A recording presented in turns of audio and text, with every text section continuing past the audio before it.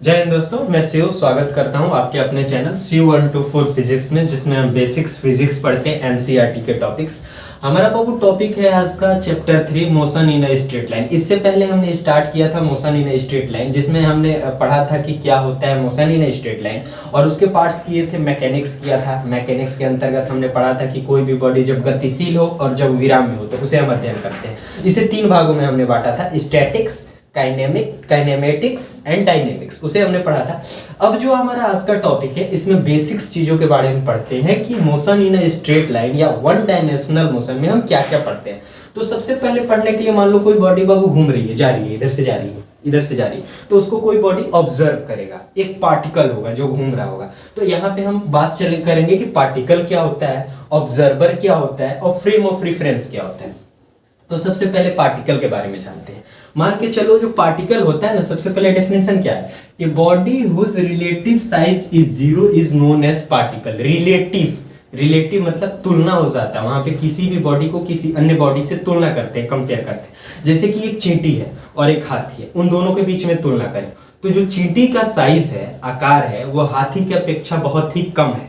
तो यहाँ पे चींटी को हम पार्टिकल कह सकते हैं। इसी प्रकार यदि हम हाथी की तुलना करें पृथ्वी से, तो पृथ्वी का जो साइज है वो बहुत ही बड़ा है और हाथी का बहुत ही छोटा है कंपेयर टू हाथी और पृथ्वी। तो यहाँ पे हाथी को हम मान सकते हैं कि क्या है, ये पार्टिकल है। ऐसे ही हम पृथ्वी को कंपेयर करेंगे पूरे यूनिवर्स के साथ, तो पृथ्वी का साइज छोटा हो जाएगा और यूनिवर्स का बड़ा हो जाएगा बाबू। तो यहाँ पे हम पृथ्वी को भी पार्टिकल कंसीडर कर सकते हैं। तो जब भी हम कंपेयर करें और जिस बॉडी का आकार साइज छोटा, उसे पार्टिकल कर सकते हैं। A body whose relative size is 0 is known as particle. Particle और मैं मतलब समझ गया बबुआ, किसी भी बॉडी है, एगो हाई बॉडी है, एगो हाई बॉडी है, तो ये पार्टिकल हो जाएगा, ये बॉडी हो जाएगा, इसे हम पार्टिकल कहते हैं। अब देखो बबू, ऑब्जर्वर क्या होता है। ऑब्जर्वर, हम यहाँ जा रहे हो, तुम बैठ के देख रहे हो, तो क्या है, तुम ऑब्जर्वर हो और हम एक बॉडी है जो मोशन कर रहे हैं।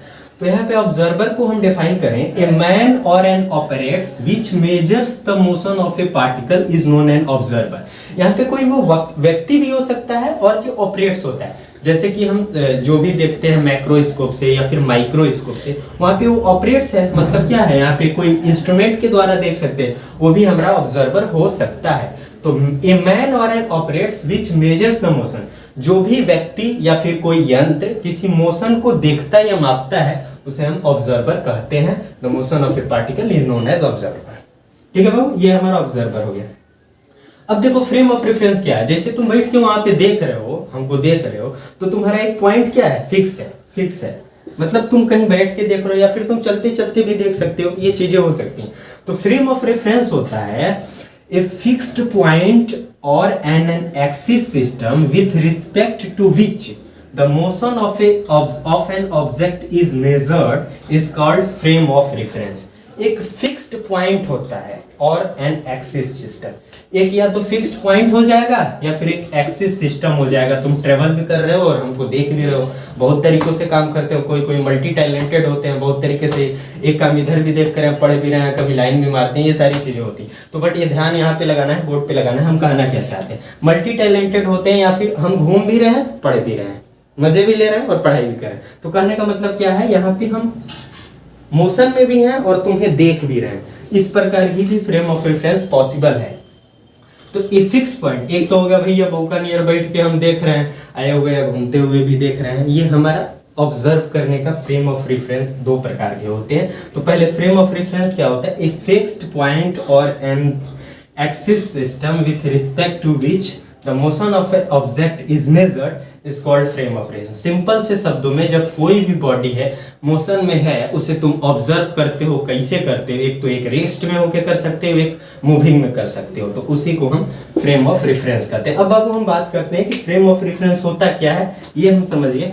अब बात करेंगे कि फ्रेम ऑफ रेफरेंस कितने प्रकार के होते हैं। तो फ्रेम ऑफ रेफरेंस 2 प्रकार के होते हैं, 2 टाइप्स के होते हैं। फर्स्ट होता है इनर्शियल फ्रेम और सेकेंड होता है नॉन इनर्शियल फ्रेम। अब ये इनर्शियल फ्रेम और नॉन इनर्शियल फ्रेम किसे कहते हैं, उसे हम समझने का प्रयास करते हैं।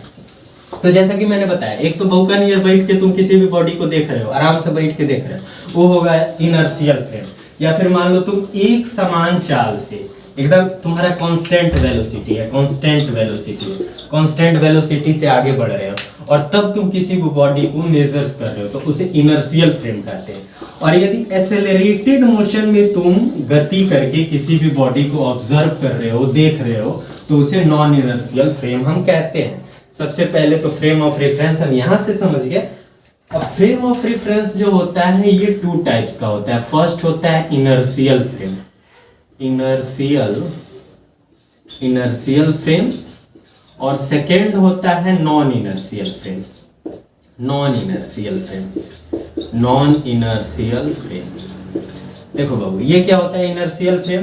या तो तुम रेस्ट में हो, या कांस्टेंट वेलोसिटी से मूव कर रहे हो और तब किसी बॉडी को ऑब्जर्व कर रहे हो, तो ये हमारा होता है inertial frame. Non inertial frame क्या होता है?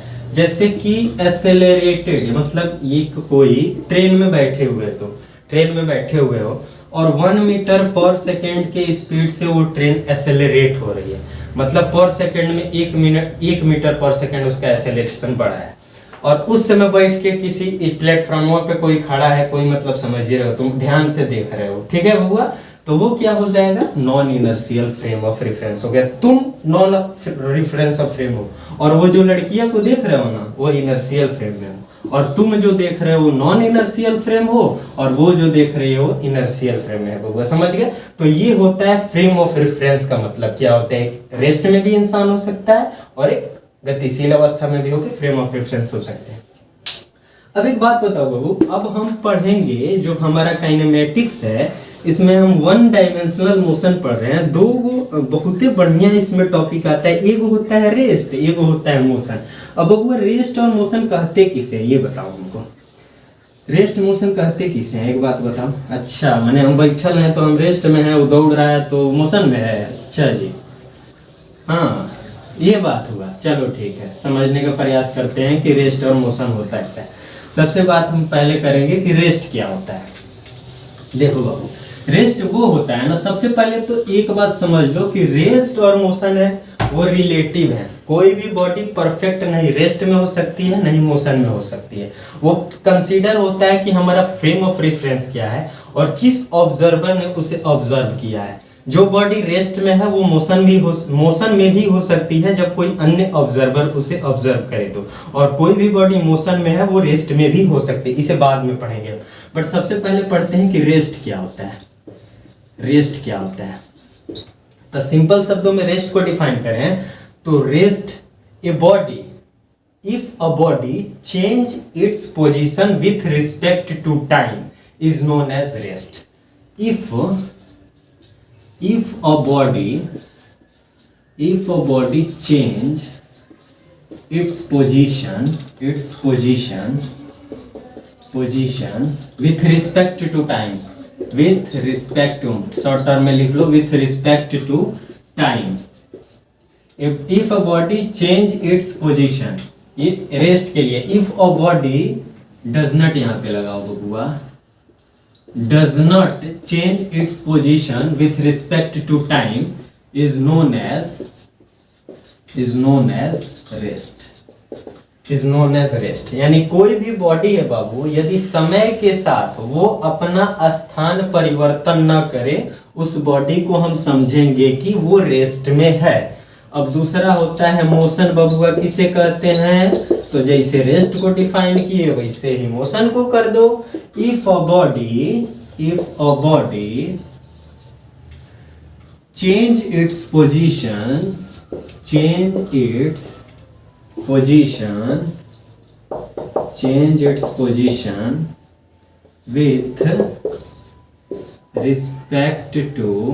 respect to time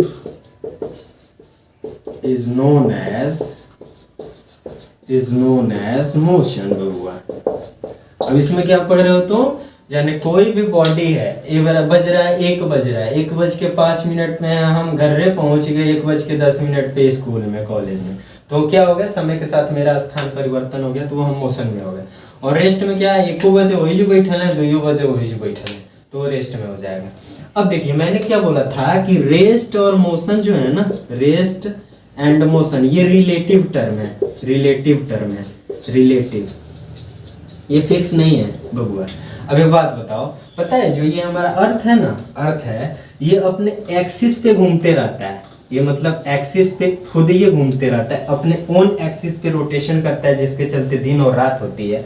और ये खुद चक्कर लगाते रहता है, चक्कर लगाते रहता है, जिसके चलते ऋतुएं बदलती रहती हैं, गर्मी जाड़ा ये सब आते रहती हैं। तो क्या है, पृथ्वी तो घूम रही है, पृथ्वी तो घूम रही है, बट हम क्या है, स्टेबल हैं यहाँ पे। बट वहां से देखेंगे तो हम स्टेबल नहीं है, बट यहाँ पे जो है हम हैं और तुम हो, तो हम दौड़ रहे हैं तो दिखाई दे रहा है कि हाँ हम दौड़ रहे हैं बबुआ, हम मोशन में हैं। बट वहां पे जाके कोई ऑब्जर्वर देखेगा तो ये सारी चीजें अस्त व्यस्त दिखाई देंगी। तो इसी का मतलब है कि रेस्ट है और जो मोशन है ना, ये डिपेंड करता है कि वो बॉडी है, कौन सा ऑब्जर्वर कहाँ से देख रहा है। अब एक बात बताओ, हम ट्रेन में बैठल हैं, तुम एगो ट्रेन में बैठल हो, हमारी ट्रेन का स्पीड है 50 किलोमीटर पर आवर। ये मान लो ट्रेन है, इसमें हम बैठल हैं, ये तू बैठल हो, 50 kilometre per hour, 50 kilometre per hour. अब एगो बात बताओ, एकदम हम एक दूसरे के सामने से गुजर रहे हैं यहाँ पे, तो क्या होगा, हम तुम देखेंगे ना तो एकदम एक दूसरे को देखते रह जाएंगे, अच्छा तुम रेस्ट में हम रेस्ट में है बबुआ, समझ गए।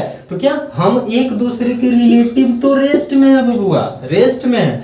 जैसे ट्रेनों 50 किलोमीटर स्पीड से चल रहे में बहुत पैसेंजर बैठा है, तो ये एक दूसरे की अपेक्षा तो रेस्ट में है। बट कोनो एगो देख रहा है खड़ा होकर प्लेटफॉर्म से हुआ है, तो वो क्या लगेगा, हरी बोले सन दे भागा ट्रेनवा, तो क्या होगा, वो 50 किलोमीटर स्पीड से, 50 किलोमीटर पर आवर के स्पीड से, तो वो क्या है, मोशन में होगा। तो ये डिपेंड करता है कौन ऑब्जर्वर है और कौन क्या रेफरेंस ऑफ फ्रेम है हमारा, तब हम पता लगा सकते हैं कि एक्चुअली में जो है हमारा ये रेस्ट में है बॉडी या मोशन में है। अब इससे आगे हम पढ़ेंगे कि डिस्प्लेसमेंट क्या होता है और डिस्टेंस क्या होता है बाबू। चलो ठीक है, अब डिस्टेंस और डिस्प्लेसमेंट के बारे में जानते हैं। इतना तो समझिए गए होगे कि रेस्ट नहीं कोई रहता है बॉडी, नहीं कोई मोशन में रहता है, बस ये पोलाना है, पोला दिया जाता है बबुआ, नहीं कौन रेस्ट में है नहीं कौन मोशन में। वो डिपेंड करता है कब कौन किसको देख रहा है बबुआ, समझते हो ना। परिवर्तन प्रकृति का नियम है, कोई भी चीज़ अस्थायी नहीं होता है बबुआ, वैसे ही ये सेम बात है। चलो ध्यान दो, इधर लगाओ, उधर उधर मत देखो। चलो तो अब हम पढ़ेंगे बबुआ, क्या पढ़ेंगे, अब हम पढ़ेंगे तुम्हारा, अब हम पढ़ेंगे डिस्टेंस। डिस्टेंस, डिस्टेंस क्या होता है बबू और डिस्प्लेसमेंट क्या होता है, ये बात हम पढ़ते हैं। तो सबसे पहले डिस्टेंस पढ़ते हैं। मान लो है ये वो पॉइंट है ए, है ये वो पॉइंट बी है, ये पटना है, ये दिल्ली, ठीक है बबू। अब बताओ हमको जाना है यहाँ से यहाँ तक, तो कैसे जाओगे बबू। सबसे पहले तो हम करेंगे, चलो हम पटना है ना, तो ये काम करते हैं हम पहले जम्मू कश्मीर चलते हैं, अब फिर जाएंगे तेलंगाना में जाएंगे, हैदराबाद कहीं कहीं और जाके, या फिर घूमते फिरते आराम से सो बैठ के उठ के आएंगे, तब हम दिल्ली चलेंगे। एक बात है नहीं, हम कहीं नहीं जाएंगे, जो सबसे न्यूनतम दूरी होगी ना, जैसे एकदम दिल्ली और पटना के बीच में जो है ना, एकदम स्ट्रेट लाइन खींच देंगे, एकदम नकिया के सोच सीधे सीधे सीधे सीधे चले जाएंगे, ये होगा रास्ता होगा। एक होता है जहां मर्जी तहां से जाते रहेंगे, ठीक है। तो एक जो नकिया के सोजवा में होता है ना, ये डिस्प्लेसमेंट कहलाता है, और कहीं से घूम फिर के जहां से आके जाते हो डिस्टेंस कहलाता है। तो यदि डिफाइन करेंगे तो डिस्टेंस का हो जाएगा, डिस्टेंस का the path length, the length of trajectory path, the length of trajectory path between two points is known as distance। यानी the path length, the path trajectory भी इसे कह सकते हैं, the path trajectory length between two points is known as distance। Distance यानी दो बिंदुओं के बीच के गति पथ की लंबाई को दूरी कहते हैं। जो दो बिंदुओं के बीच में जितनी हमने गति की, और जो उस गति की लंबाई है उसे दूरी कहते हैं। और डिस्प्लेसमेंट किसे कहते हैं, डिस्प्लेसमेंट किसे कहते हैं बाबू, डिस्प्लेसमेंट कहते हैं हम the shortest length between two points is known as displacement। displacement किसे कहते हैं, the shortest length between 2 points is known as displacement बाबू। जो डिस्टेंस और डिस्प्लेसमेंट होता है इन दोनों का ऐसा यूनिट मीटर होता है। ऐसा यूनिट क्या होता है वो मीटर। इसकी वीमा क्या होती है एल होती है। वीमा क्या होती है एल होती है। चलो बबुआ ये तो हो गया डिस्टेंस और डिस्प्लेसमेंट, समझ गए। दो बिंदुओं के बीच की गति पथ की लंबाई को दूरी कहते हैं और दो बिंदुओं के बीच की न्यूनतम लंबाई को डिस्प्लेसमेंट कहते हैं यानी विस्थापन कहते हैं। अब चलो थोड़ा सा हम इसमें टेलर देख लेते हैं बबू कि वेलोसिटी और स्पीड किसे कहते हैं। इसे अच्छे से पढ़ेंगे हम अगले वीडियो में बाबू, बट थोड़ा सा देख लेते हैं कि आखिर ये होता क्या है। डिस्टेंस और डिस्प्लेसमेंट जान गए, थोड़ा सा टेलर देख लेते हैं कि जो हमारा अगला टॉपिक है वेलोसिटी और स्पीड वो क्या होता है बाबू। चलो इसे देख लेते हैं क्या होता है स्पीड और वेलोसिटी। चलो देखते हैं। अब बताओ बाबू स्पीड क्या होता है। स्पीड होता है distance upon time. Distance upon time प्रति एकांक समय में तय की गई दूरी को हम चाल कहते हैं यानी unit time interval how much take distance is known as speed.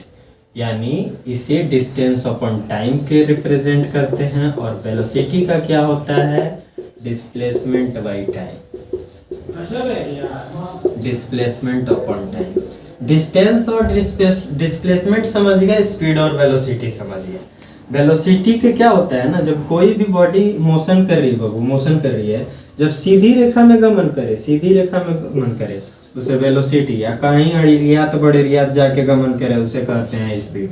ये होता है हमारा स्पीड और वेलोसिटी में अंतर। इसका ऐसा यूनिट होता है मीटर पर सेकंड बाबू, इसका भी ऐसा यूनिट होता है मीटर पर सेकंड। चलिए बाबू अगले वीडियो में से स्पीड और वेलोसिटी के बारे में बहुत अच्छे से पढ़ेंगे और इस पे हम न्यूमेरिकल्स भी लगाएंगे। मिलते हैं नेक्स्ट वीडियो में बाबू, अपना ख्याल रखिएगा। जय हिंद।